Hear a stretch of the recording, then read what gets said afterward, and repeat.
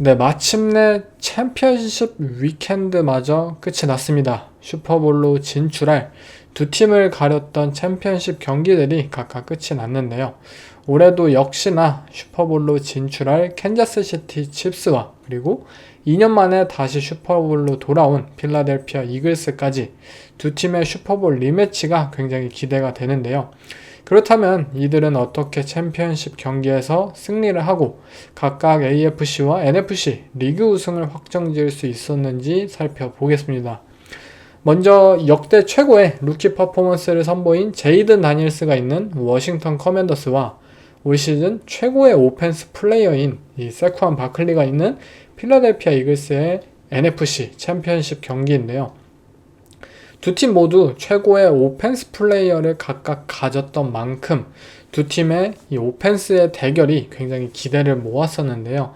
경기 결과는 커맨더스가 23점 그리고 이글스가 55점을 올리면서 이글스의 큰 승리로 돌아갔습니다. 그렇다면 이글스가 어떻게 이 정도로 큰 격차를 벌려냈느냐를 살펴보면 먼저 스탯적인 부분에서만 살펴봐도 이글스는 완벽한 경기를 펼쳐냈습니다. 디펜스는 4개의 턴오버를 만들어냈고 오펜스의 경우 토탈 야드가 459야드인데 러싱에서 229야드, 패싱에서 246야드. 그냥 오펜스도 러싱과 패싱의 밸런스가 엄청났고 전체적으로도 이 오펜스와 디펜스의 밸런스도 엄청났고 공수 모두 압도적인 밸런스를 자랑하면서 커맨더스를 무너뜨렸기 때문에 이렇게 큰 점수차로 승리를 거둘 수 있었는데요. 먼저 이글스의 오펜스와 그리고 워싱턴의 디펜스 쪽을 살펴보면 사실 이글스의 오펜스의 결국 가장 큰 걱정거리였던 것은 젤런 헐츠라는 쿼터백이었습니다. 이 쿼터백이 부상이라는 요소도 어쩌면 있었을 수도 있었고 그리고 이 선수가 이번 플레이오프 디비전 라운드까지 보여줬던 퍼포먼스 자체가 그렇게 인상적인 모습이 있지 않았고 그의 느린 디시전 메이킹과 이러한 프로세스 그런 모습들을 봤을 때는 굉장히 우려스러웠던 것이 사실이었어요. 그렇지만 워싱턴 커맨더스의 단조로운 디펜스를 상대로 제런 헐츠는 굉장히 빠른 퀵 디시전을 내리기 시작하였고 그의 패스들을 잡아낸 AJ 브라운이나 이 필라델피아 이글스의 선수들이 꽤 좋은 플레이들을 연속적으로 이어가면서 이들은 이 예상외로 굉장히 좋은 패싱 오펜스를 펼쳐냈습니다. 먼저 커맨더스의 디펜스에 대해서 좀 더 얘기를 해보자면 커맨더스의 디펜스는 다재다능함이 분명히 부족한 그룹이었어요. 그리고 이들이 펼쳐낼 것을 모두가 어린 초등학생도 예상이 가능한 수준이었죠. 오케이, 커맨더스는 무조건 블리츠를 할 것이다.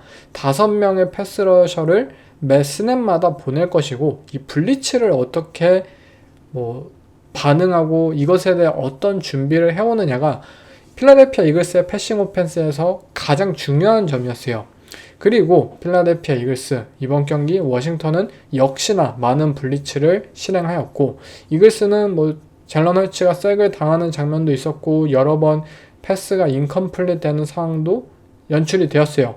워싱턴의 디펜스가 본인들의 의도대로 어쩌면 이 모멘텀까지 만들어낼 수 있었던 장면들이 분명히 있었습니다.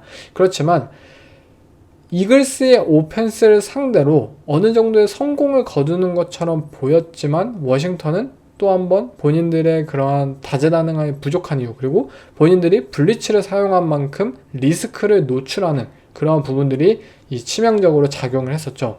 바로 4th and 5 상황에서 젤런 헐츠가 AJ 브라운에게 이 레드존의 거의 골라인까지 앞지점까지 진출하게 되는 그 고포리 상황에서의 뒷볼 패스 그것을 AJ 브라운이 거의 마션 레리모어를 상대로 완벽하게 패스를 캐치해냈고 그리고 또 다른 블리츠 상황 디반테 스미스가 이 골라인 엔드존에서 마션 레리모어의 디펜시브 패스 인터피어런스를 연출한 상황 그러한 장면들을 봤을 때 커맨더스의 블리츠 전략 분명히 여러 번 먹혀드는 적도 있었지만 그들이 레드존에 진입해 있을 때만큼은 그들의 의도대로 경기가 풀리지 않았어요. 그들의 코너백들은 1대1 상황에서 이글스의 이 리시빙 웨펀들을 상대로 자신있게 이 페널티나 또는 뭐 빅플레이 허용 없이 안전하게 지켜줄 수 있는 선수들이 아니었고, 이글스는 오히려 블리츠 상황 속에서 오케이, 우리에겐 기회다. 오히려 우리가 방아쇠를 이것은 방아쇠를 당기면 된다. AJ 브라운에게 계속 공 던지고 또 뭐 디반테 스미스나 좋은 선수들, 매치업이 좋은 선수들한테 계속해서 1대1 찬스가 벌어지는 만큼 우리들은 그들을 활용하고 오히려 이 블리츠 상황을 기회로 삼는 것이 우리에게 더욱더 이 좋은 결과가 이어질 것이다 라는 마인드로 오히려 이 커맨더스의 블리츠를 즐겨했고, 그 블리츠 상황 속에서 굉장히 좋은 플레이들을 이어지게 만들었습니다. 아마 이번 슈퍼볼 무대에서도 캔자스 시티와 스패그 코치도 이러한 점들은 분명히 염두를 해야 될 것 같습니다. 본인들이 블리츠나 굉장히 뭐 각종 다양한 디펜스 스킴과 이런 것들을 사용했을 때 이글스는 다 무시하고 1대1 찬스가 열린 리시버를 그냥 던지면 될 뿐이에요. AJ 브라운은 어떠한 코너백이 오더라도 캐치를 잡아줄 것이고요. 디반테 스미스 또한 본인의 스피드와 이 라우트 능력을 통해서 상대 코너백을 따돌릴 수 있는 그런 리시버입니다. 과연 이것에 대해서 어떻게 뭐 대응할지 캔자스 시티 칩스 입장에서 많은 연구를 해와야 될 것이고요. 워싱턴 커맨더스 입장의 경우 그냥 못 막았다, 막을 수가 없었다, 탤런트적으로 열세이기 때문에 뭐 답이 없었다 라고 표현을 하고 싶습니다. 그렇지만 커맨더스의 이 블리츠 전략, 저는 뭐 울며 겨자 먹기로 했겠지만 할 수 있는 게 그거밖에 없으니까, 근데 그래도 저는 성공적이었다고 봅니다. 이 전반전에 있어서 이 필라델피아 이글스의 이 필드골 실패 드라이브를 살펴보면 아시겠지만 썰드다운 상황 속에서 젤런 헐츠에게 그렇게 색을 만들어내고 그들의 득점 기회를 무마시키고, 어쨌든 커맨더스 입장에서 본인들의 이 한정적인 탤런트를 바탕으로 그래도 이 블리츠라는 전략 어쩔 수 없었지만 꽤 나쁘지 않았다. 단지 이글스가 너무 강했다라는 것이 제 의견이고요. 러싱 게임에 있어서도 마찬가지였어요. 워싱턴, 프랭크 루브, 이들의 공격적인 다운힐 타입의 태클링, 매력적입니다. 그렇지만, 세쿠안 바클리와 필라델피아 이글스의 굉장히 뛰어난 오펜시브 라인, 거기다 젤런 헐츠라는 쿼터백에 달릴 수 있는 쿼터백 런옵션 플레이, 이 모든 요소를 가진 이글스의 러싱 게임은 현재 커맨더스가 가진 탤런트로 막기가 역부족이었습니다.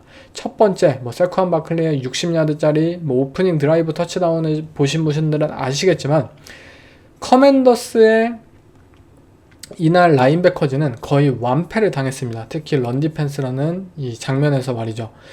이 바비 와그너라는 이 늙은 라인베커는 더 이상 민첩함을 잃어버렸고요. 이 라인베커는 두뇌적인 부분에서 굉장히 아직도 뛰어날 수 있어요. 그렇지만 그의 스피드는 더 이상 굉장히 빠른 타입의 라인베커를 쫓아낼 수 없고, 그리고 그가 가진 운동 능력, 이러한 것들이 더욱더 힘을 발휘하지 못하게 되자 세이프티들에게 더욱더 부담이 되고, 또 세이프티들은 우리 팀의 라인베커를 못 믿어 하니까 더 빨리 그리고 더 공격적으로 더욱더 빠르게 반응해야 하니까 그것을 오히려 러닝백이 스핀 무브도 하고 이렇게 따돌리는 모습들을 보이기만 하면은 굉장히 많은 러싱 야드를 허용하게 되는 거예요. 그렇기 때문에 이글스는 이 세쿠안 바클리의 러싱 게임에서 굉장히 큰 이 성공을 거둘 수 있었고요.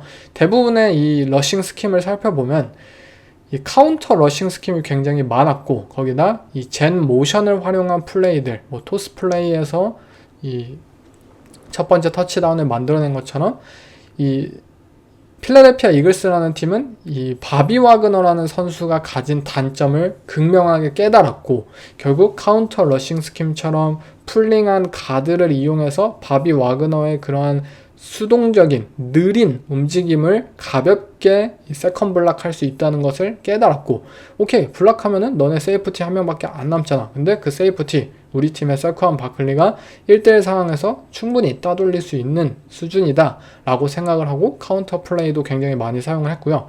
그리고 여러분들도 아마 이 점은 인지를 하실 것 같아요. 레드존 상황에서 골야드 상황에서 바클리가 4야드짜리 러싱 터치다운 2번인가 기록했잖아요.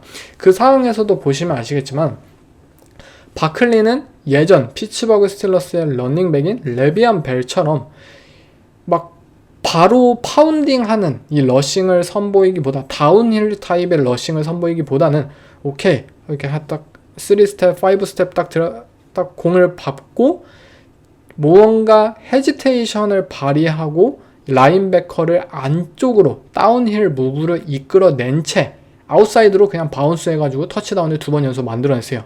이 무브를 보신 분들 아시겠지만 이들의 라인베커진 프랭크 루브와 바비 와그너가 이처럼 다운힐 무브를 무조건 행할 것을 알고 있고 바클리가 조금이라도 이들을 더욱더 빨리 이끌어내고 바운스를 했을 때 쫓아올 스피드가 바비 와그너에겐 없다라는 것을 이용하기 위해서 일부러 세컨 바클리가 무언가 인내심을 발휘한 이 러싱 스타일을 하도록 이들은 연출을 했습니다. 이처럼 상대의 약점을 정확히 파악하고 그에 따라서 러싱 스킴을 변화할 수 있고 그리고 그것을 완벽하게 실행할 수 있는 선수들을 가졌다는 것이 이글스의 가장 큰 무기였고요. 커맨더스 입장에서는 본인들이 블리츠하고 이러한 것들에 있어서는 라인베커들이 충분히 강점을 가지고 있어요. 프랭크 루브는 리그 최고의 블리츠 라인베커입니다. 이 선수 정말 저도 좋아해요. 그렇지만 이들은 무언가 다양한 플레이를 펼치기에는 분명히 부족하고 또 라인베커진이 부족하면 세이프티나 코너백들이 무언가 그 빈자리를 채워줘야 하지만 아직 커맨더스의 이 세컨더리 탤런트는 그것을 무언가 보충해주기에 그것도 부족하고 즉 탤런트 싸움에 있어서 이 바클리와 이글스의 러싱 오펜스를 막기에는 커맨더스의 디펜스가 역부족이었다. 전체적으로 이 디펜스와 오펜스, 이 탤런트 싸움에서 커맨더스가 너무나도 부족했다라는 것이 제 결론이고요. 그렇다면 워싱턴 커맨더스의 오펜스 그리고 이글스의 디펜스 쪽을 살펴보면 먼저 커맨더스는 이번 경기 첫 번째 플레이를 MT 포메이션으로 시작을 했어요. 저는 이것이 상기시켜주는 것이 오케이, 우리 팀은 이글스의 디펜시브 라인을 현재 샘 코스미도 부상을 당하였고 절대 막을 수 없다. 우리는 알고 있다. 클리프 킹스버리 코치 다 알고 있잖아요. 그렇기 때문에 오케이, 제이든 다니엘스 너에게 모든 것을 맡길 거야. 근데 너 할 수 있잖아.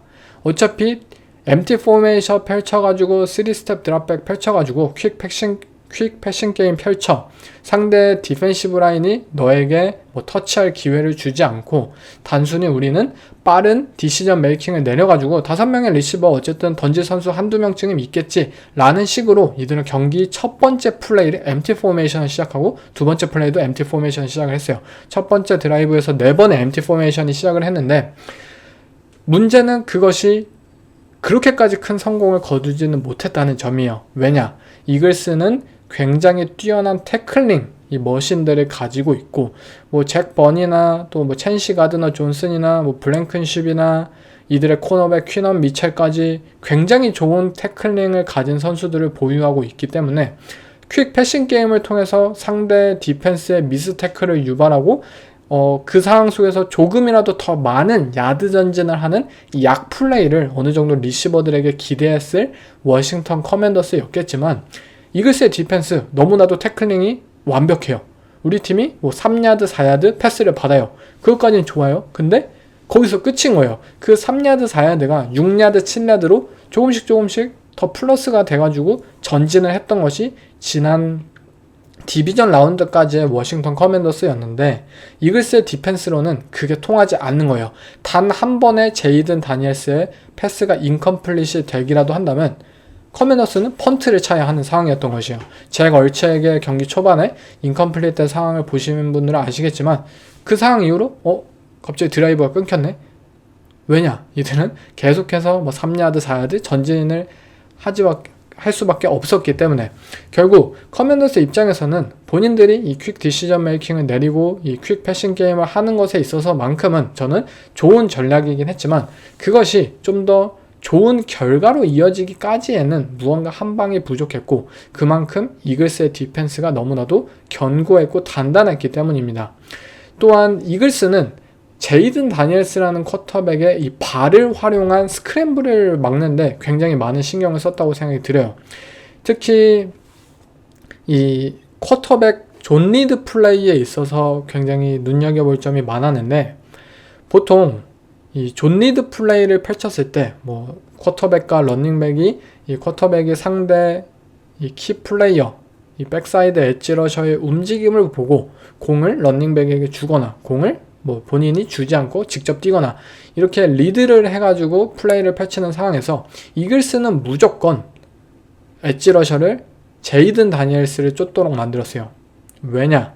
우리는 제이든 다니엘스 너에게 모든 것에 집중할 거야. 너를 막을 것이지 너가 막 스크램블 해가지고 20야드 30야드 만드는 게 문제이지, 우리는 똑같은 넘버 싸움이 펼쳐지더라도 우리 팀의 디펜시브 태클은 그 상대를 무조건 이긴다. 러닝백 쪽을 막는 것은 우리는 당연하다라고 생각을 한 거예요. 이것이 무슨 말이냐면 박스에 디펜스가 6명 있습니다. 수비수를 6명 배치했어요. 박스에. 그리고 오펜스의 경우에는 5명의 오펜시브 라인이 있어요. 근데 한 명의 이 쿼터백이 달릴 수 있는 러싱 옵션을 가지고 있기 때문에 사실상 6대6으로 이 넘버 싸움에서 워싱턴 커맨더스는 상대 디펜스에게 어드밴티지가 있고, 그러한 상황 속에서 러싱을 선택하는 것은 사실 굉장히 옳습니다. 이게 바로 스프레드 오펜스의 기본적인 이론이에요. 그런데 필라델피아 이글스라는 팀이 똑같은 넘버를 가졌음에도 불구하고 밀튼 위리엄스와 조던 데이비스와 젤런 카터와 놀란 스미스, 스웨트, 이 모든 선수들이 1대1 상황에서 상대 오펜시브 라인을 무조건 압도할 수 있기 때문에 이 넘버 싸움이 의미가 없어지는 거예요. 무력화되는 거예요. 결국 제이든 다니엘스 입장에서 오케이, 상대 엣지러셔가 나를 보고 있네? 그럼 러닝백에 공을 줘야지. 근데 러닝백이 공을 안고 달려가야 해서 이 똑같은 수적 이 우위를 가지고 나에게 러싱 레인을 뚫어줘야 하는데 러싱 레인을 못 뚫어요. 왜냐? 젤런 카터는 2명 있어도 못 맞거든요. 근데 혼자서 맞겠냐고요. 계속해서 이 라인 싸움에서 이글스가 승리를 거두자 이들의 제이든 다니엘스와 워싱턴 커맨더스의 사실상 이 쿼터백 런옵션 플레이라는 이 플레이 컨셉 자체가 플레이북에서 거의 지워버리는 수준으로 의미가 없어지게 되었고, 똑같습니다. 스크린 플레이 상황 속에서도 오케이, 필드를 넓게 벌리고 너네가 박스 안에 좀 더 선수를 채웠다. 그러면 우리는 스크린 플레이 펼칠 것이다. 근데 문제는 스크린 플레이를 패스를 던질 때마다 이글스가 계속 막 인터셉션 만들 뻔하고 이들의 막 태클 폴 루즈를 만들고 그냥 무력화시켰어요, 스크린 플레이를. 이처럼 커맨더스 입장에서는 우리 팀이 지금 할 수 있는 게 점점 적어진다. 스크린도 못하고 쿼터백 런옵션 플레이도 못하고 우린 지금 뭘 해야 될까? 라는 수준까지 이 오펜스와 디펜스의 격차가 벌어지게 된 것이에요. 그러한 상황 속에서 어떻게 해서든 제이든 다니엘스는 팀을 이끌어 나갔습니다. 저는 제이든 다니엘스는 이 경기에 거의 최선의 플레이를 펼쳤다고 생각이 들어요. 근데 문제는 턴오버가 이어졌다는 점이죠. 오케이, 너네 팀 제이든 다니엘스가 어떻게 해서든 패스 이끌어 나갈 것이고 스크램블 통해서 폴스다운 곧벌이 성공시키고 할 것이잖아. 그렇지만 우리도 준비가 되어 있다. 플레이가 길어지는 만큼 너네 팀 또한 오히려 역으로 이 턴오버를 만들 수 있는 그 기회가 늘어난다는 것이고, 우리는 필라델피아 이글스의 디펜스, 우리는 이번 주 너네들의 이 턴오버를 유발하기 위해 많은 준비를 해왔다 라고 경기를 펼쳐냈습니다. 실제로 워싱턴 커맨더스는 굉장히 드라이브당 평균 플레이 횟수가 긴 팀으로 유명해요. 짧게 전진하고 막 곧볼이 또 많이 하기 때문에. 근데 그 드라이브당 플레이 횟수가 길다는 것은 경기를 전반적으로 타임 오브 포지션 싸움에서 승리할 수 있고 경기를 전반적으로 컨트롤할 수 있다는 강점을 가지긴 해요. 그렇지만 패트릭 마홈스를 상대로 이 모든 디펜스가 투 하이 커버리지를 펼쳤던 것처럼 플레이 횟수가 길어진다는 것은 오펜스의 입장에서도 실수가 나올 확률이 그만큼 높아진다는 거잖아요. 근데 그것은 사실 상상 속으로만 하는 그러한 거잖아요. 오케이, 플레이 횟수가 길어지니까 턴오버 확률도 높고 그러면 우리가 턴오버를 노리면 되겠네. 이것은 사실 그냥 입축구예요. 입미식 축구예요. 그런데 필라델피아 이글스는 이것을 현실화시켰다. 오케이, 계속해서 턴오버, 펌블 만들어내고 제이든 다니엘스 못살게 군 다음에 또 중요한 상황에서 1대1 상황 속에서는 인터셉션 만들고 이 말도 안 되는 상황을 결국 이글스는 성공을 시켰던 것이고, 이 제이든 다니엘스 입장에서 굉장히 좌절스럽고 그만큼 무언가 앞으로의 탤런트가 좀 더 필요하지 않을까라는 격차를 만들었던 경기였습니다. 이 경기는 이 드러난 점수차처럼 이글스가 그냥 탤런트적으로 커맨더스를 상대로 압도적인 이 차이를 보였기 때문에 이 정도의 이 점수차가 벌어지면서 큰 승리를 거두었다고 생각이 들고요. 걱정했던 만큼 젤런 헐츠가 안 좋은 모습을 보이지 않았고, 그래도 준수한 모습을 보이면서 결국 이 승리를 견인한 바클리의 등에 타서 결국 함께 이 좋은 모습을 보였다고 생각이 듭니다. 워싱턴 커맨더스의 입장에서는 비록 이번 기적 같은 시즌이 챔피언십에서 끝나긴 했지만, 저는 워싱턴 커맨더스의 올 시즌을 당연히 이 5할 승률도 기록하지 못할 것이라고 예상을 했습니다.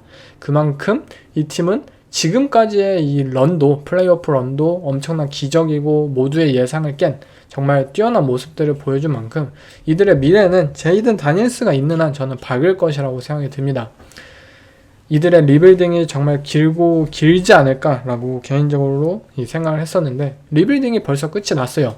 부족한 탤런트는 앞으로 채우면 됩니다.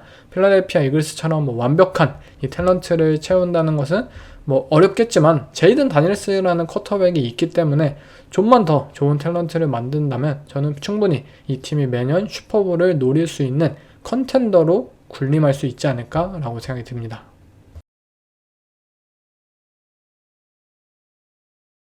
다음 경기는 AFC 챔피언십 경기이죠. 바로 이번 시즌에도 정말 역대급 경기를 펼치지 않았나라고 생각이 드는데, 29대 32로 캔자스시티 칩스의 승리로 끝이 난 버팔로 빌스와 캔자스시티 칩스, 이들의 AFC 챔피언십 매치업은 개인적으로는 버팔로 빌스가 또 한 번 버팔로 빌스 했다라고 생각이 들었던 경기였어요.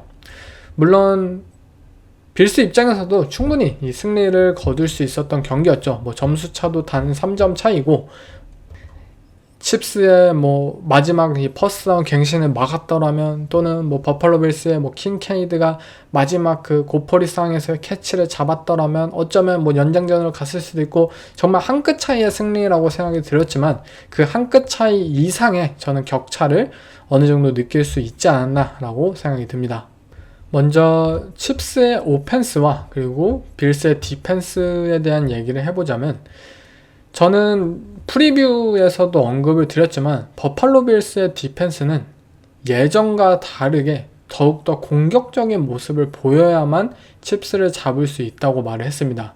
그리고 저는 그 예시가 대부분 이렇게 블리츠 상황을 언급을 드렸는데요. 물론 패트릭 마홈스 블리츠 상황 속에서 잘합니다. 어느 상황 속에서도 뛰어난 선수이지만 블리츠를 상대로 패트릭 마홈스 다 잘해요. 엘리트 쿼터백들은 사실 블리츠를 상대로 다 잘하죠. 그렇지만 이번만큼은 빌스가 일반적인 존 커버리지를 펼치거나, 또는 본인들의 이 못 믿어온 디펜시브 라인에 두고서 포맨 러쉬를 고집한다거나 이런 상황이 펼쳐진다면, 저는 패트릭 마홈스에게 더욱더 시간을 주고 패트릭 마홈스의 발이 풀리고, 그리고 캔자스시티 칩스가 현재 유일하게 이 약점으로 두드러지는 이 오펜시브 라인, 양 태클의 프로텍션 문제가 해결되기 때문에 저는 반드시 블리츠를 첨가해야 된다고 생각을 했던 것인데요. 왜냐? 칩스는 분명히 이 태클에 대한 문제가 있고 이 프로텍션에 대한 부분이 이 시한폭탄처럼 터질 듯 안 터질 듯 이번 시즌 동안 계속 이어졌습니다.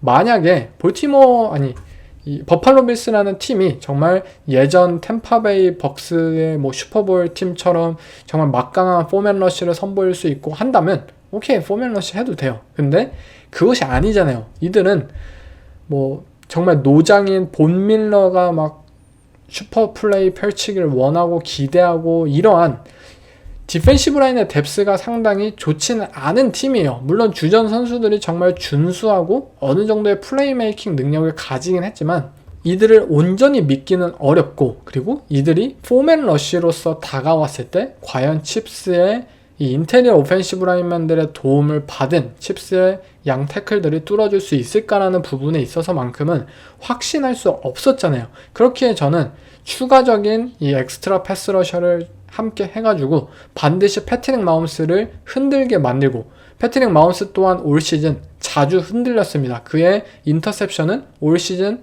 커리어 가장 높은 수준이에요. 이것은 정말 패트릭 마홈스가 뛰어나고 이 플레이오프에서는 무결점의 플레이를 펼치고 있지만 정규 시즌에서 마홈스가 부진했던 것은 분명히 사실입니다. 이 양태클 문제 때문에. 버팔로 빌스는 저는 그것을 더욱더 집요하게 파고 들었어야 한다고 생각이 들어요.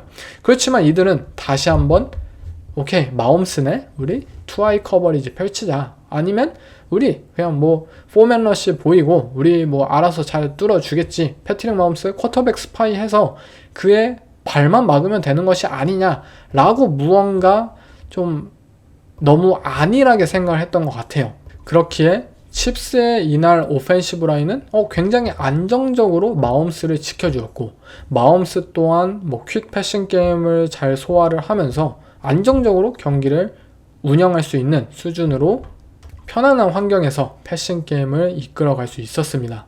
그리고 문제는 이들이 쿼터백 스파이를 했음에도 불구하고, 아마 제 이 전술 분석 또 다른 영상을 보시고 오면은 아마 확인할 수 있을 것 같은데요. 쿼터백 스파이를 일관성 있게 사용하지 않음으로써 오케이, 마홈스의 발을 묶는 것이 이들의 중점적인 전략이었지만 결국엔 발도 묶지 못했다. 거기에 더해서 레드존 상황에서 뭐 다이아몬드 포메이션, 볼티모어 레이븐스에게 정규 시즌 4주차에 똑같이 터치다운을 허용했던 플레이를 상대로 우리는 이 플레이 본 적 없어, 우리는 이 포메이션 어떻게 대처하는지 몰라 라는 식으로 패트릭 마홈스와 카림 헌트에게 각각 한 개의 터치다운을 허용을 하면서 이 다이아몬드 포메이션 어떻게 막아야 돼, 우리 아무것도 할 줄 몰라 라는 식의 경기, 그러한 패닉적인 무브들을 보였고요. 더욱이 뭐 맨커버리지 상황 펼쳤음에도 불구하고 캔자스 시티 칩스의 굉장히 쉬운 메쉬 컨셉에 당했고, 무언가 디펜스의 추가적인 이 좀 창의적인 그러한 컨셉들, 플레이 콜들이 정말 필요한 상황 속에서도 우리는 그냥 우리가 준비해온 거 계속 할 거야 라는 식으로 접근을 하다 보니까 결국 올해도 맞을 수밖에 없죠. 패트릭 마홈스에게 매를 맞을 수밖에 없습니다. 션 맥더머트 감독이 저는 이 경기 가장 큰 이 버팔로 빌스의 패인이라고 생각이 들고요. 맥더머트 감독의 이러한 보수적인 접근이 끝나지 않는 한 저는 버팔로 빌스가 캔자스 시티 칩스를 절대 이길 수 없을 것이라고 다시 한번 확신했습니다. 물론 저는 버팔로 빌스의 승리를 예측을 했어요. 왜냐, 빌스의 디펜스가 레이븐스와의 경기처럼 좀 더 공격적이고 블리츠를 많이 하고 이러한 모습들을 보일 거라고 예상을 했거든요. 션 맥더머트 감독이 드디어 알을 깼다, 분명 달라질 거다. 하지만 본인들의 천적인 이 마홈스와 칩스를 만나자마자 다시 한번 이 웅크리고 들어간 이 모습들을 봤을 때 너무나도 좀 한심하고 아쉬운 이 모습을 보였습니다. 그리고 버팔로 빌스의 오펜스와 캔자스 시티 칩스의 디펜스 쪽을 살펴보면, 캔자스 시티 칩스의 오펜스와 이 빌스의 디펜스는 다시 한번 말씀드리지만 제 미식축구 전술 분석 영상 다른 파트에서 한번 올렸기 때문에 그것을 한번 보고 오시면 좋을 것 같습니다. 빌스의 오펜스 그리고 칩스의 디펜스의 경우, 빌스는 본인들이 이번 시즌 보여주었던 그냥 오펜스를 사실 그냥 그대로 펼쳐냈습니다. 본인들이 짧게 러싱을 통해서 이 전진을 해나가고 최대한 런더볼을 할 수 있는 상황 속에서는 오케이, 런더볼을 해, 우리 팀의 러닝백 제임스 쿡 굉장히 좋은 선수야, 우리 팀의 오펜시브 라인들의 러싱 블락 굉장히 좋은 수준이야, 거기에 더해서 조시 알렌이라는 쿼터백이 가진 이 쿼터백 옵션, 이 요소, 디펜스를 머뭇거리게 만들고 주저하게 만들 것이고, 그러한 상황 속에서 우리가 런더볼을 추구하는 것은 옳다. 분명히 저는 버팔로 빌스의 오펜스 자체는 좋은 접근을 했다고 생각이 들어요. 거기에 더해서 이들의 오펜스가 가진 강점은 뭐 짧게 플레이를 전진하고 그러한 상황 속에서 이 패트릭 마홈스가 절대 필드 위에 올라올 수 없도록 시간을 끈다는 것, 분명 이들의 전략은 옳았습니다. 거기에 더해서 뭐 6명의 오펜시브 라인, 그리고 RPO 버블 리드 컨셉 굉장히 많이 사용을 했고요. 그렇지만 경기 초반에 본인들이 예상하지 못했던 부분들이 터졌습니다. 바로 조시 알렌의 컨디션이 굉장히 좋지 않았다는 점이에요. 이들의 첫 번째 드라이브에서 무려 2번의 인터셉션성 플레이를 던져냈고, 패스를 던져냈고, 사실상 터치다운을 만들기 전까지 조시 알렌의 퍼포먼스는 굉장히 불안한 모습을 보였습니다. 그는 안정적인 포켓 안에서도 디시전 메이킹이 왜 이러지? 패스의 정확성이 왜 이러지? 싶을 정도로 무언가 흔들리는 모습을 많이 보여주었고요. 빌스가 빨리 득점을 거두고 이 리드를 하거나 또는 칩스의 그런 터치다운으로부터 빨리 동점을 만들고 나아가야 하는 상황 속에서 조시 알렌이라는 쿼터백이 발목을 잡을 줄은 본인들 스스로도 좀 예상을 하지 못했을 거라고 생각이 들고요. 조시 알렌이 물론 본인의 리듬을 되찾았어요. 퀵 패싱 게임 하고 오케이 리듬 올라오고 무언가 이 맥 콜린스의 그런 심 라우트 터치다운까지 만들어내고 좋아요. 그렇지만 무언가 아웃사이드에서 플레이를 만들어낼 수 없었다는 그런 한계가 이들의 발목을 잡지 않았나라고 생각이 들어요. 버팔로 빌스는 분명 짧게 전진하는 부분에 있어서 본인들이 새로운 방법을 찾아냈고 이것이 슈퍼볼로 진출할 수 있는 그런 길이라고 믿었지만 슈퍼볼로 진출하기 위해서는 결국 다양한 것을 할 수 있어야 됩니다. 이들이 영입했던 아마리 쿠퍼 그리고 이들이 올 시즌 드래프트에서 뽑았던 키언 컬먼 이들의 이 넘버 리시버, X 리시버들이 결국 아웃사이드에서 상대 코너백을 압도하고 이 사이드 라인에 따라가는 파일런에 따라가는 그러한 캐치들을 빅 캐치들을 잡아주어야 하는 상황 속에서 결국 빌스는 그러한 플레이들을 전혀 만들어내지 못하였고 아마 이 부분이 제 개인적으로는 빌스의 오펜스가 결국 한계를 맞이한 부분들이 이들의 리시버들이 무언가 스텝업을 해줬으면 충분히 빌스가 더 많은 득점을 거둘 수 있었겠지만 계속해서 패스들이 횡으로 가고 그리고 조시 알렌 또한 무언가 맥 콜린스를 제외하면 빅플레이를 만들어내지 못하고 샤키르를 제외하면 안되고 그렇기 때문에 좀 더 다양한 리시버들을 활용하고 안정적으로 경기를 이끌어간 패트릭 마홈스에 비해 이 버팔로 빌스의 패싱 게임이 떨어지지 않았나 라고 생각이 들고요. 또한 칩스의 디펜시브 라인들의 퍼포먼스가 굉장히 뛰어났습니다. 저는 빌스의 이번 시즌 양 태클 스펜서 브라운과 디온 더킨스가 굉장히 좋은 이 시즌 퍼포먼스를 선보였기 때문에 칩스가 이 디펜시브 라인들의 스텝업이 만약에 없다면 빌스가 안정적으로 이 조시 알렌을 지켜줄 수도 있을 거라고 예측을 했습니다. 그렇지만 이번 경기 칩스의 D라인들은 본인들이 이 플레이를 펼치는 상황을 뭔가 알고 있었던 것 같아요. 힘을 아꼈던 것이죠. 그만큼 이번 경기 정확히 필요한 상황에서 이들은 힘을 내는 모습들을 많이 보였고 결국 조시 알렌을 뭔가 흔드는 그러한 모습들을 보이면서 색을 만들어내기도 하였고 거기에 더해서 스패그 코치의 각종 블리츠 스킴과 결합이 되면서 버팔로 빌스의 경기 후반 이들의 오펜스 프로텍션 부분이 굉장히 많이 이 위험한 부분들이 많이 연출이 되었습니다. 마지막 고퍼리 상황 속에서 이 버팔로 빌스의 마지막 오펜스 플레이를 살펴보면 아마 조시 알렌의 경우 그리고 버팔로 빌스 오펜스 전체가 그렇게 코너 블리츠가 들어올 것이라고 예측을 못했을 것 같아요. 그렇기 때문에 라인맨들이 슬라이드 프로텍션 펼치고 조시 알렌 또한 이 블리츠가 오히려 다가오는 오른쪽으로 이 드랍백을 했죠. 왼쪽으로 당연히 가야 했지만 왜 혼자 죽으러 가지? 죽으러 가는 게 아니고 당연히 조시 알렌은 스냅 전에 디펜스가 이 오른쪽이 아닌 왼쪽에서 다가올 것이라고 예측을 했었던 것이에요. 하지만 예상치 못하게 이 코너 블리츠가 다가오면서 조시 알렌은 공을 던질 이 시간이 분명히 없었고 결국 킹케이드를 어떻게 해서든 포착을 해내어서 공을 던졌지만 그 공은 잡기는 분명히 힘든 공이었죠. 결국 킹케이드가 드랍을 해내면서 결국 아쉽게 시즌이 마감이 되었는데요. 이처럼 이 경기는 분명히 한 끝이긴 했어요. 그렇지만 중요한 상황에서 어떠한 플레이 콜을 펼쳐내고 그리고 선수들이 결국 필요한 플레이를 누가 펼쳤느냐에 대해서는 캔자스 시티 칩스가 저는 압승을 거두었다고 생각이 들고요. 이러한 모습을 보이기 때문에 캔자스 시티 칩스가 올 시즌 리그 역사상 최초로 이 3핏을 노리는 현재의 상황에 올라 있지 않나 라고 생각이 듭니다. 빌스의 경우 이번 시즌도 아쉽게 칩스의 벽을 넘지 못했는데요. 내년 시즌에도 이들의 목표는 사실 단순합니다.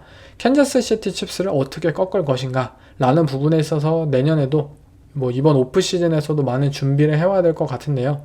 저는 이번 버팔로 빌스의 올 시즌 오펜스는 분명히 인상적이었고 이들이 잘할 것이라고 예상을 했어요. 그렇기에 시즌 전에 버팔로 빌스의 슈퍼볼 우승을 점쳐놓기도 했습니다. 그렇지만 분명히 필요한 상황에서 이들이 이 아마리 쿠퍼나 키온 콜먼 이들의 리시버들이 별다른 활약을 펼치지 못했다는 점, 내년 시즌에는 이 키온 콜먼이 정말 피지컬한 X타입의 리시버로서 뭐 마이크 에반스나 이런 선수들처럼 좋은 모습을 보여야만 하겠고요. 그리고 이들의 디펜스 또한 분명 준수한 디펜스를 보유한 것은 사실이지만 너무나도 때때로 보수적인 면을 고집하고 그리고 본인들이 디펜시브 라인의 그러한 부분들이 위력이 준수하지만 그 무언가 파괴력이 넘치는 리그 최고급이다 라고 도약하기에는 무언가 어정쩡한 모습들이 매년 시즌 이어지고 있다고 생각이 들어요. 무언가 디펜스와 오펜스, 새로운 모습의 조시 알렌과 함께 이 선수들이 스텝업을 해내는 모습을 보이는 것이 최선이지 않을까 싶고요. 션 맥더머트 감독도 저는 결국에는 맥더머트 감독이 이 조시 알렌의 발목을 잡고 있다고 매번 주장하고 있는 사람으로서 맥더머트 감독과 함께 가는 것이 맞느냐라는 부분을 이 버팔로 빌스도 좀 고심을 해야 될 것 같습니다. 이 정도로 했는데 안 된다라는 것은 변화를 주기는 해야 되지 않을까요? 라고 개인적으로 생각이 드네요. 네, 이번 챔피언십 경기들 정말 이 AFC 챔피언십 매치는 우리가 기대했던 그런 기대치를 채워주었어요. 하지만 NFC 챔피언십 경기는 또 한번 일방적인 경기가 나오면서 이번 플레이오프가 대체적으로 무언가 일방적인 경기가 이어지고 있는 만큼 이번 슈퍼볼만큼은 좀 더 치열하고 박빙의 경기가 펼쳐지면서 저희의 기대치를 충족시켜주면 좋겠네요. 네, 저는 슈퍼볼 프리뷰 에피소드로 돌아오겠습니다.